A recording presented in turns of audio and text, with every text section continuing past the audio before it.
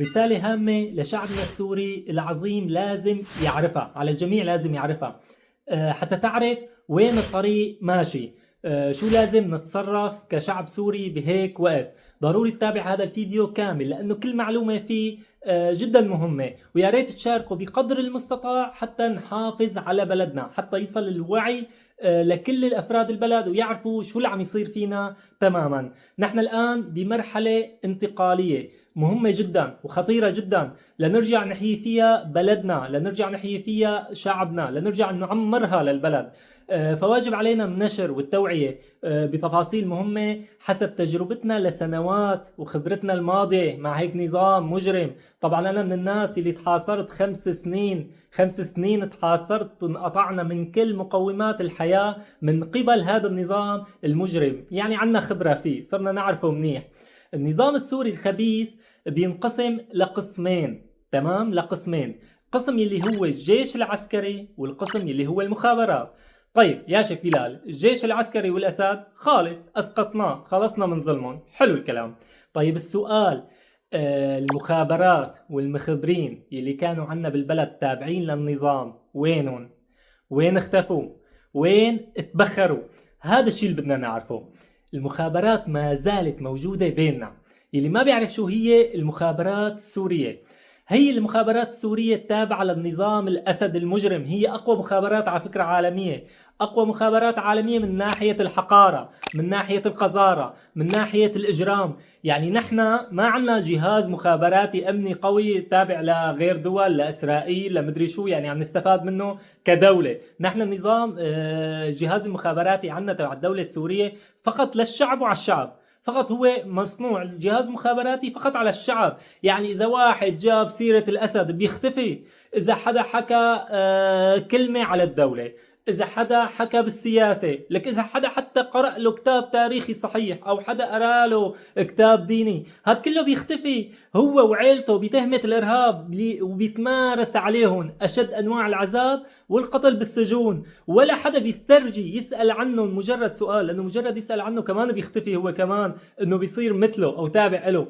وشفنا كيف حررنا أسرانا بسجون النظام، في منهم صرهم 40 و45 سنة، 40 و45 سنة يا جماعة بنفس التهم هاي. ما عنده تهمة جنائية أو جريمة أو أي شيء. تهمته شو هي؟ هي التهم اللي عديناه، حكى على الدولة، طالب ديمقراطية، طالب مدري شو. لك لهلا اهلهم ما بيعرفوا وينه، لانه ما حدا بيسترجي اساسا يسال عنهم. اللي ما بيعرف الجهاز مخابراتي تبع النظام السوري يعني ما بيعرف الاجرام الحقيقي. فنحن كشعب سوري ربينا 50 سنه، 50 سنه بخوف مو طبيعي من الرعب. على هص الحيطان الأذان، اصحك تحكي كلمة اتصلون، على قد مناشر الرعب بقلوبنا، على قد مناشر المخابرات بيننا. يعني الشحاد مثلا عنا كان مخابرات، بياعين العربايات، درا فول الى اخره، اغلبهم كانوا مخابرات. شو بيخطر على بالك؟ كله مخابرات، مخابرات وين ما كان، بالسوق، بالمدارس، بالجوامع، المخابرات يعني بكل قرنة ممكن تخطر ببالك، حتى بتحسهم ببيتك وبغرفة نومك. يعني هي المخابرات مدربة، ربيانة بشكل قوي حتى تتعايش معك، تتعايش بين الشعب دون تحس فيها. يعني ممكن اقرب الناس إلك بيجوز يكون مخابرات، فما فيك تصف بحدا، ما فيك تحكي كلمة من غمسة غمس بين الشعب والطوائف بشكل مو طبيعي أبدا أبدا. طيب عرفنا شو هي المخابرات السورية، هلأ بنرجع لأهم نقطة عم نحكي عليها. وين اختفت هي المخابرات؟ كيف اختفت فجأة مع أنه هي مدنية وموجودة ضمن الشعب من أهل البلد؟ كيف اختفت؟ وين راحت؟ هون وصلنا لمرحلة الوعي والخطورة اللي حكينا عنها، انه هي المخابرات ما زالت موجودة لحد الآن بيننا، ما زالت موجودة بين الشعب السوري، وهي اللي عم تحاول تخرب وتعمل الفوضى بالبلد وتنقل أبشع الصور للعالم وحتى للشعب نفسه. والدليل على ذلك انه المناطق اللي سيطر عليها فصائل الشعب السوري الحرة كانت منظمة بطريقة مو طبيعية، وما حدث فيها فوضى، وخصوصي الحفاظ على الممتلكات العامة، وأيضا مرحلة تطوير وصل الكهرباء والمي والإنترنت وملتزمات الحياة الأساسية اللي كانت فائدتها كتير ناس. وهذا الشيء شفناه بحلب وحما وباقي المحافظات. لكن اليوم شفنا كيف قبل ما يدخلوا قوات الثورة السورية على الشام أو على العاصمة، خلينا نقول كيف انغمست هاي المخابرات والمخبرين بين الناس، بلشوا تخريب ويعملوا فوضى.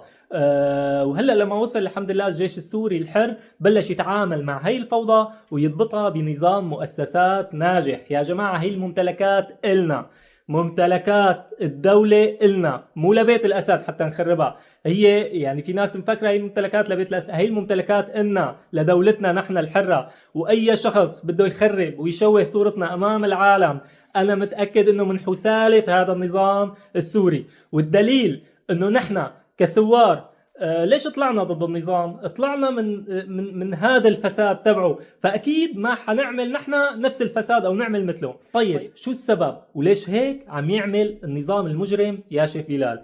هي الاستراتيجية حط أبوه الساقط المجرم حافظ الأسد، الله يلعن روحه، الكل يقول آمين آمين اللهم آمين. استخدمها على مر العصور السابقة. إذا بترجعوا للتاريخ لما استلم الحكم من 50 سنة نفس الأمر يتكرر لحد اليوم من سقوط النظام المجرم. ولله الحمد لازم نخلص من هي المخابرات. لما تبلش هي المخابرات المنغمسة بين الشعب بالتخريب ويبلشوا يعملوا هي البلبلة والتفرقة، ركزوا على كلمة تفرقة على فكرة، حتى الأخوة بيخلون يتخانقوا ويفترقوا بين بعضهم ويصيروا أحزاب. يعني نظام شيطاني، الشيطان بيطلع بيتعلم منهم دروس، شيء يعني ما بينوصف. هون ببلشوا يشوهوا صورة الشعب ويحركوا العالم ضده. على شفت هدلول همج، شفت هدلول فوضى، شفت هدلول إرهابية، هدلول مدري شو، وبيشوهوا صورتنا أمام العالم كله وبيقنعوا الجميع بهذا الشيء. على فكرة يعني هذا الشيء عمله بداية الثورة إذا بتتذكروا، لما كانت كلها موحدة وكل الشعب السوري مع بعضه، والثوار على فكرة كانوا أبطال بنظر العالم كله وأخذوا فوق 60% من سوريا. طبعا هاد قبل يستعين بالأنظمة المجرمة ليحتلوا سوريا ويقتلوا شعبها مثل إسرائيل، إيران، روسيا، حزب الله وفاطميون، زينبيون وغيرهم من المرتزقة، ويبيعون أجزاء من سوريا ويوقع معهم عقود ل100 سنة حتى يحافظ على كرسيه يلي لهلا ما خلصنا منها. الله يخلصنا منهم جميعا وتضل سوريا كلها لأهلها وشعبها فقط. سوريا لأهلها وشعبها فقط، مو لأي حدا ينزل على الأرض ويحتلنا. فما كان عنده خيار غير هذا السلاح والاستراتيجية الحقيرة القذرة تبع المخابرات، يعني لحتى يخلي العالم يكرهون، العالم ما يحبون. كلنا بنعرف قديش عمل جرائم ويلبس لباس الشعب ويلبس لباس الثوار وعلى تكبير ومدري شو ويقنع الناس انه هدول الثوار هن اللي عملوا هي الجريمة. لآخر مرحلة على فكرة، لآخر مرحلة قبل ما يسقط النظام وهو عم يتبع هي الاستراتيجية القذرة. بس هالمرة يا ناس حنكون غير، هالمرة تربينا، هالمرة حنكون واعيين ونتصرف بحكمة. 14 سنة 14 سنة حلنا نفهم فيهم قذارة النظام الخبيث، وهذا الشيء ما بيحمل مسؤولية الثوار فقط، هي مسؤولية الشعب السوري كله. لازم الحذر والتوعية وتشغيل العقل. ما لازم يكون الإنسان دابة ما في مخ بس يأكل ويشرب وينام. فتح مخك وكون واعي واصحى، اصحى على اللي عم يصير حواليك وتعلم من دروس الماضي. على فكرة اليوم العالم كله عم ينظر لسوريا، برا الإعلام الأوروبي الأمريكي التركي وغيرهم واقفين مذهولين، واقفين مذهولين كيف هيك جيش الحري اللي هو من الشعب السوري الأعزل حسن يقاوم، حسن يسيطر النظام باستعانته بدول عظمى، حسن ينظم هذا التنظيم الرائع من خدمات مسؤوليات أفضل من كتير من دول حول العالم قديمة ومعروفة. والدليل لما اقتحمت أمريكا أهلنا بالعراق، مع أنه أمريكا تعد من الدول على الأساس من الدول العظمى المدري شو، شفنا كيف كان التخريب والفوضى والسرقة لمؤسسات الدولة والبنوك بشكل مو طبيعي ولا يوصف، وأهلنا بالعراق بيعرفوا هذا الكلام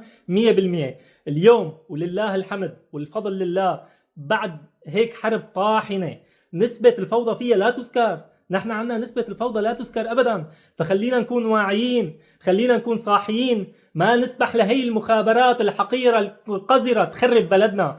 كل شخص فينا مسؤول عن سلامة هي البلد. بتمنى من الجميع تكون وصلت الرسالة وتشاركوا الفيديو. لازم تكون هي مسؤوليتنا الوعي، لازم نكون مع أهلنا وشعبنا، لازم نقطع هي المرحلة لنبني دولة يعني تنافس الدول الكبيرة. على فكرة أنا على اطلاع بشكل قوي على الداخل والخارج، تمام، وشايف نسبة شعبنا شو عمل بالبلاد الخارجية من تطور وحضارة وغيرها وغيراتها. فأنا واثق تماما بس نمر بهي المرحلة وهي الأزمة بعد النصر القريب ونتجاوز هي المرحلة، حنعمر البلد بوقت كتير قصير، وحتكون سوريا من البلاد اللي تنافس أكبر دول العالم.